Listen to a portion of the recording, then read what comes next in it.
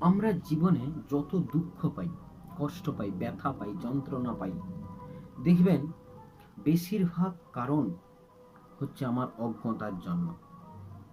এবং যত কষ্ট, দুঃখ, যন্ত্রণা, ব্যথা দেয়, শত্রু খুব কম দেয়। বেশিরভাগ সমস্যাগুলো হয়, বেশিরভাগ দুঃখ, কষ্ট, যন্ত্রণা, ব্যথা দেয় আমার সামনের মানুষ, আমার বন্ধু বান্ধব, আত্মীয় স্বজন, যাদেরকে আপনি আপনার কাছের মানুষ বলেন। দেখবেন এদের মাধ্যমেই আপনি জীবনে বেশি ঠকেছেন, বেশি দুঃখ পেয়েছেন, কষ্ট পেয়েছেন। এর অনেক কারণ থাকতে পারে। আপনারা হয়তো আমার সাথে একমত হবেন না। আপনারা বলবেন, কেন? আমি আমার বন্ধুকে, আত্মীয় স্বজনকে, আমার কাছের মানুষকে আমি খুব ভালোবাসি। আমিও একমত, ভালোবাসুন।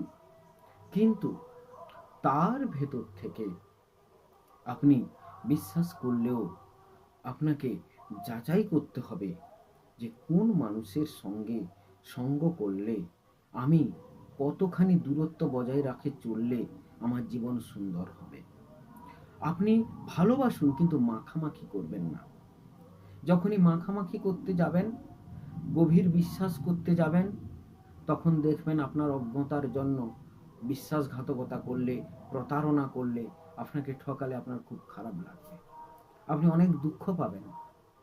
যত মানুষ ঠকে তার নিজের মানুষের কাছ থেকে, এবং নিজের মানুষের কাছ থেকে সে অনেক বেশি আঘাত পায়। দুনিয়ার মানুষ তাকে অপমান অসম্মান করালেও, আঘাত দিলেও সে সহ্য করতে পারে, কিন্তু আপনজন আঘাত দিলে সে সহ্য করতে পারে না।